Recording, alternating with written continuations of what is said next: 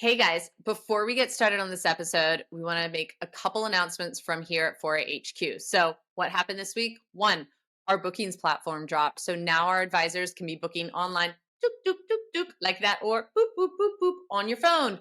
That's amazing. The other thing that's super cool is our merch store is up. So you can have sweatshirts, t shirts, hats, bags, more to come so that you are right here. It says it permanently upgraded, which is not what you are on Delta anymore.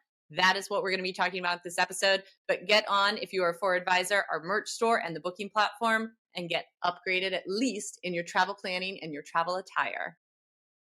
Welcome to Speed Talking with Fora, a weekly debrief that keeps you up to date on the latest trends in travel. Here's your host, Henley Vasquez. Hi, I'm Henley. I'm one of the co-founders of Fora, which is a modern travel agency aimed at empowering anyone who loves travel to build a business they love in travel. Today, we are going to be talking about the changes to the Delta SkyMiles status and what's going on there. Now, if you're looking at me and you're thinking like, oh, she looks a little off, I am, because I just got off a red eye. I am literally directly from the airport into the office. And I did not fly Delta this time because I'm stressing about my status. And I went and chose a different airline to try to start building status elsewhere. It really didn't go well. More on that later. But let's go back to why I had to do this and why I'm really frustrated about it. All right. A couple weeks ago, Delta announced big changes to their SkyMiles program. So that's their loyalty program. That is what typically would get people with status things like upgrades, free checked bags, all of those perks that you get with a Fora travel advisor for your hotels. That's what you got in the sky. Now, they said, hey guys, thanks for your loyalty, but bye. We don't really care anymore. We're going to do something entirely different. So now everybody who had a Delta SkyMiles card and was earning miles that way, it's not really going to work so well anymore. Your lounge access also gone. And people are mad. Now we waited, we thought, oh, like maybe they're going to wind this back a little bit, change their mind. There's been so much outrage online. It's not looking like it. So we're going to detail a bit of what's happening, what you can do about it, what you can't do about it, what you should and shouldn't do about it, and what's next. Okay, what changes initially? 2024. Now, if you have status on Delta now, so you're earning towards 2024, keep going because you're going to be able to keep that status for 2024. You get to your platinum, you get to your diamond if you're a big traveler. You do that now in 23, you're going to keep it for 2024. You're going to be screwed for 2025 because things are going to start to change. If you are getting your status and your lounge access through your credit card, your SkyMiles credit card, that's going away much sooner. So 2024, you're actually going to be in a tough situation. The lounge access, it's complicated because if you've tried to access a Delta lounge recently, it's a mess. There's lines, there's waits. Like nobody really wants to do that when you're just trying to get in, do a little work, have a mediocre glass of wine, and get on your flight. I see a line 20 people long. No, thank you. Now, what I've been doing, and I think what a lot of people will continue to do, is access other lounges like the Centurion Lounge instead.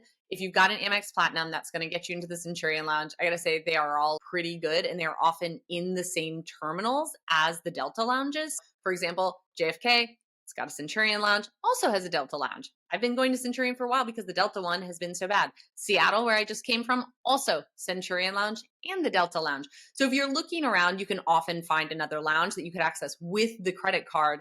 Status doesn't matter. Airline doesn't matter. And, for those who are in the lounges still, they might appreciate the fact that there's a few less people because, again, it's gotten kind of messy. The thing that is going to be complicated for all of us is the miles. Now, I'm not going to go deep into the nitty gritty about this because I am not an expert, but essentially what has been able to happen before is your butt's in the seat for a lot of miles.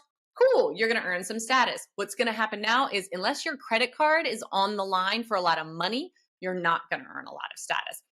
And it's no longer based on how many miles you flew, but how many dollars you paid. It's even worse with your credit cards. In order to earn one qualifying dollar mile, you're going to have to spend $20 or $50 on the credit cards. That's going to get even worse. But also, I fly a ton. I don't necessarily spend a lot of money on these flights, though. I'm a back of the bus kind of lady, unfortunately. So I'm going to have a hard time spending the $12,000 or $20,000 to get to the point where I'm going to start earning my status. People are frustrated with this. So are we. It feels a little elitist to say, hey, you are a loyal customer. You're flying all the time. But that guy who just did like a couple flights, he's got better status than you because he spent more money or his company spent more money on his behalf. So this is why people are so up in arms. Do like Delta. They are really nice planes, and I really wish I'd flown overnight on them before. And these upgrades, they matter. So my status right now, had I been on Delta, coming back on a red eye from the West Coast, I would have had a lovely weekend. I would have hopefully gotten one of my upgrades. I wouldn't have paid for my checked bag, and I would be a little bit better rested than I am right now. I'm not happy. Nobody else is either. And we don't know exactly what to do about it.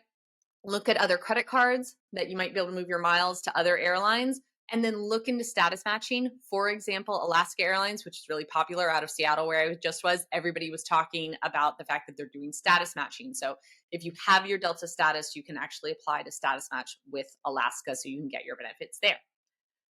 That's all for now, guys. There's not much more to say other than hang in there, keep watching this space. We'll see if Delta makes any changes, but at the very least, contact your Fora advisor so that when you land off a bad flight, you got a good hotel to stay in. We'll hook you up. Thanks for tuning in. We will complain more about other things in travel next week. Thanks for tuning in. Don't travel too far before hitting follow and subscribe. Check in next week for the newest episode of Speed Talking with Fora and our take on what's currently happening in the wild world of travel.